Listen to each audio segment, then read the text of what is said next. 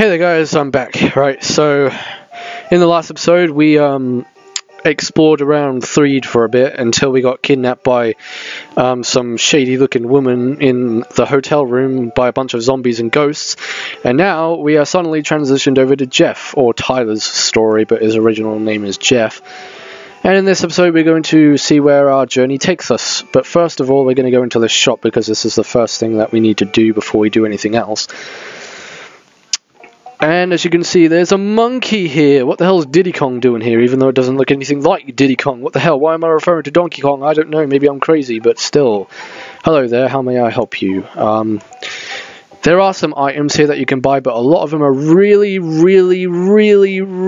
damn expensive. I mean, look at that money that we have to pay for a T-Rex's bat, a non-stick fry pan, coin of silence, all the good stuff.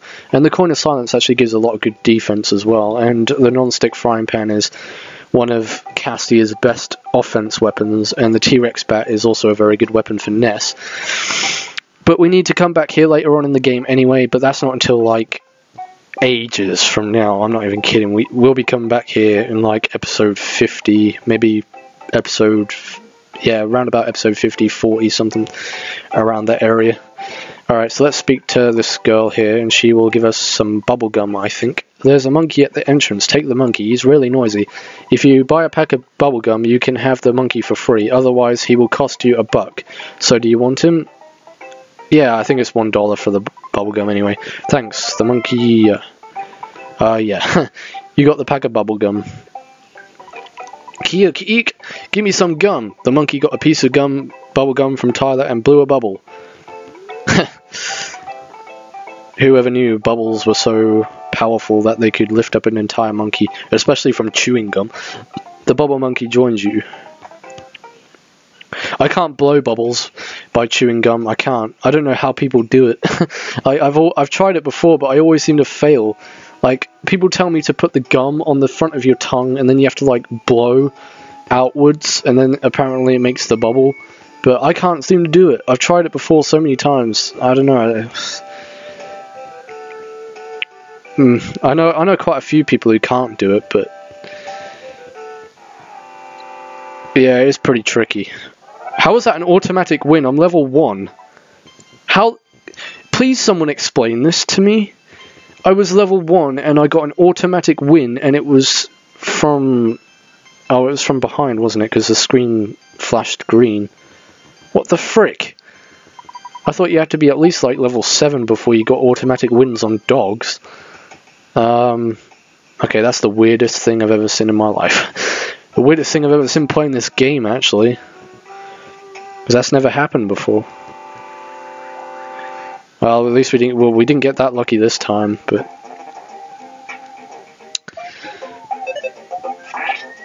And with our Holmes hat, we should be able to get through this pretty quickly. We want to be at least level 7 before we go anywhere. Okay, so I think this episode is basically just going to be me grinding for a bit, and then we'll meet up with Tessie and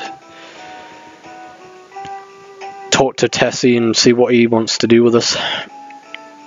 Oh, there's a goat there. The goats give the best amount of experience, so try and kill as many goats as you possibly can, that's all I'm going to say. Even though they're the most deadliest animals that you can fight in this area, because they do quite a fair amount of damage against you, but they also have good defense as well. As you can see, I'm only doing 14 damage on these. And when it says the animal torn into you, that's basically the equivalent to a critical. It does an extreme amount of damage. But if he just does a random normal attack, it only does 4 HP damage, so yeah. And the cool thing is the monkey actually helps you in battles, so. But even though he only does like 1 HP damage per attack, every now and then he'll get a critical like he did just now, but yeah.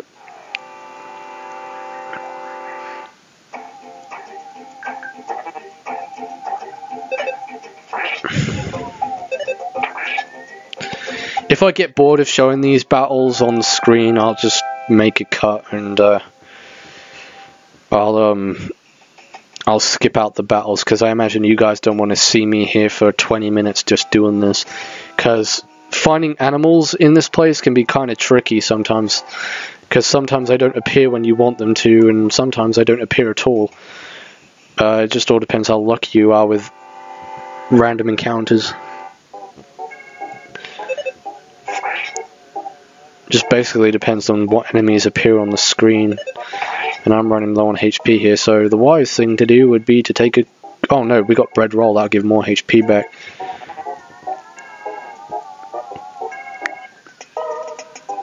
Well, at least he didn't torn into me, because if he did that, I would have been dead.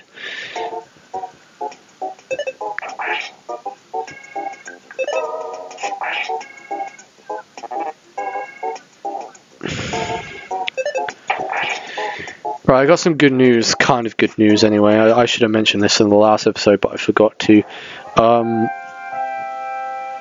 Sunday I will resume recording Mystery Dungeon. Because it's been a while since I've last recorded it, and I need to get something out of there for it, and I haven't done any grinding, so we're gonna, because basically the reason I was gonna record it a few days ago, actually, because I did mention it in one of my Earthbound videos a few days ago. I said that I was gonna record it, but the thing is, when I loaded up Mystery Dungeon, I've lost all my items, I've lost my friend bow, and everything else. So what I need to do is I need to generate some Wondermail codes to get my friend bow back, and I need my defense scarf equipped on Venusaur. And once I've got all that stuff, max elixirs, oranberries, reviver seeds, apples, you know, all the other stuff, I can then resume recording, because I want to get Mount Faraway done as quickly as possible. And then once Mount Faraway is done, I might consider going back to the getting Suicune and Entei, because I really should try and do that. Because I did promise you guys that I was going to 100% the game, so I'll try my best.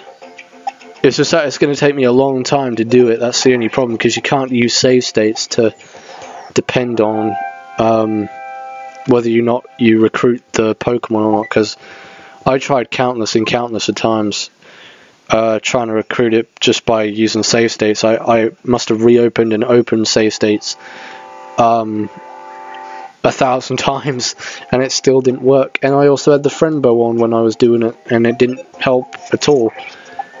So we're just going to see what happens anyway, but I want to get Mount Faraway done as soon as I can, so then we can just progress on the story, because I really want to get that Let's Play finished this year, definitely this year, because we started that Let's Play last year in May, I think, and there's still a lot for us to do in it, believe it or not.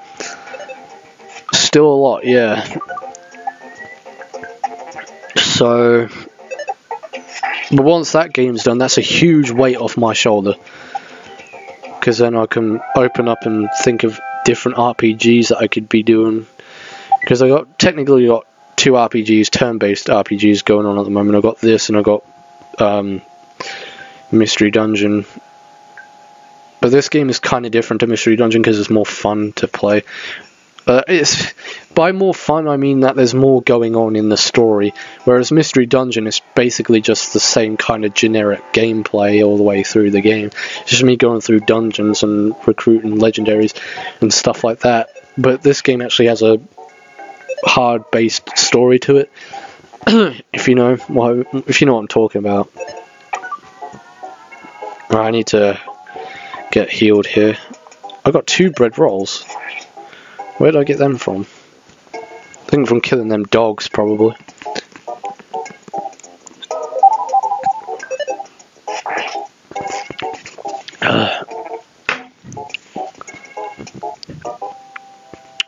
Right, sorry about that. Yeah, so, yeah, Mystery Dungeon will resume recording on Sunday, hopefully. I just need to get everything done first before I start doing stuff to it. Anyway, we're now level 5, so that means we've got 2 more levels to get before we can actually meet up with Tessie. Because level 7 is the best level to be at, to go onto the other side of the island, because on the other side of the island there's all sorts of different enemies that we'll be fighting, some that we haven't fought before. hopefully we can get some experience as we go through that, because there's a cave on the other island. Because Winters is basically split into two islands. There's the island that we're on now, and then there's another island on the other side of the lake. So there's two islands to Winters, and on the other side of the island there's a cave that you have to go through, which is, believe it or not, where a sanctuary can be found. So, yeah. Oh, there's another goat here.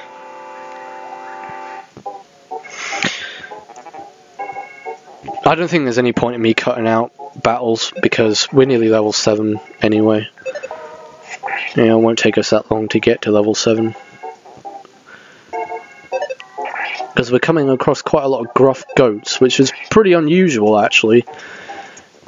Because gruff goats very rarely appear. It's more dogs and crows that you fight more than anything, because they're the more common enemies.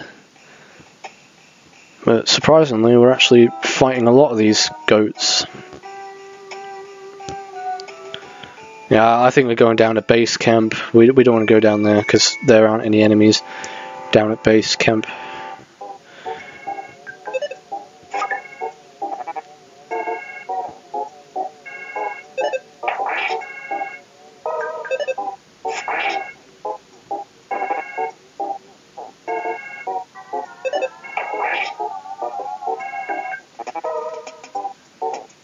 This game is definitely one of my favourite RPGs of all time. I love this game so much.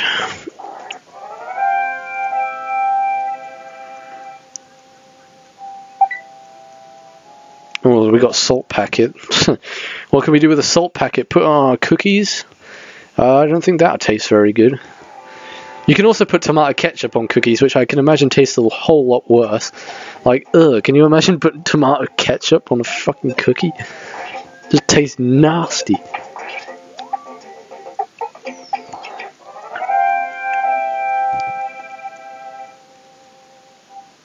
Yeah, now we're fighting dogs again. Oh, here's another goat.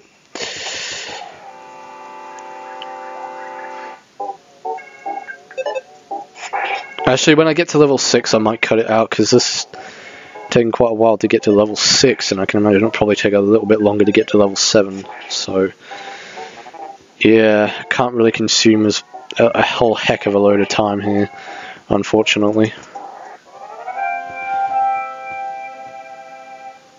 Yeah, how much more experience do we need? 13, well that's not bad, okay. Just need to fight one more goat would do, if we can find it. That's a dog. We don't want to fight a dog. There's 2 dogs up there actually. Oh, here's a goat in the exact same place as before. How convenient. And even better, we got a surprise opening attack.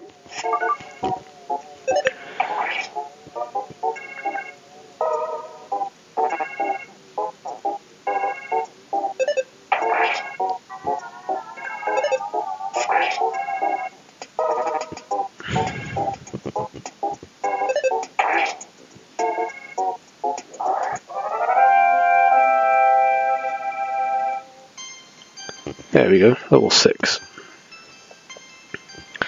Actually, I'll see how much more XP we need to get to. Yeah, I'm going to make a cut until I get to level 7, and then when I get to level 7 I'll resume recording, okay? So I'll see you guys in a bit. Alright guys, I'm back. Okay, so we're now level 7. Did a little bit of grinding. We've just reached level 7. We got 189 EXP until we get to our next level.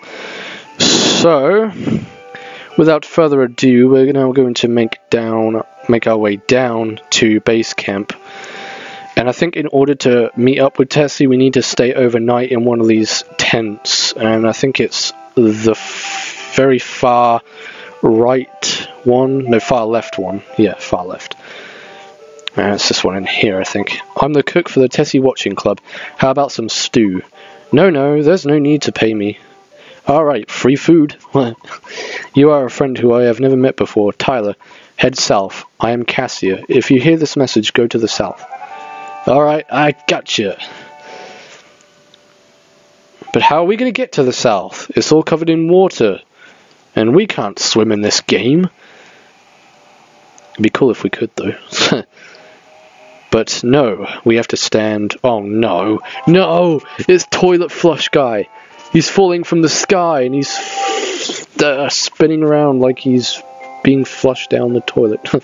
Pictures taken instantaneously. I'm a photographic genius, if I do say so myself. Okay, get ready for an instant memory. Look at the camera. Ready, say, fuzzy pickles. Wow, what a great photograph. It will always bring back the fondest of memories. I'm sure it will. You don't need to say that every single time you take a picture of me. Kia, give me some gum now. We'll get random monkey noises. I'll take care of everything.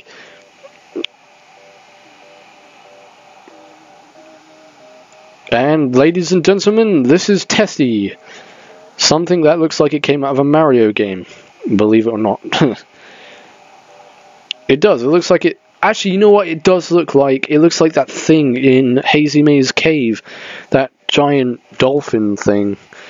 That giant dolphin thing, yeah, that's the best thing that I can come up with. Yeah, the one that you have to ground pound and his head comes down, and then you have to stand on his head to get to the island in the middle of the room where the power star is. You know what, I need to Let's Play Super Mario 64, I haven't done that. I was thinking of doing it actually for quite a while, but yeah, it was actually tied between Mario Party or Mario 64, and Tyler said for me to do Mario Party, so I did Mario Party instead. Which was actually a good choice, because I really did enjoy Let's Play Mario Party. It was a good barrel of laughs.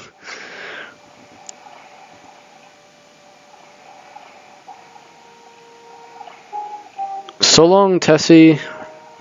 See you next time, my friend. He's going. And he's gone.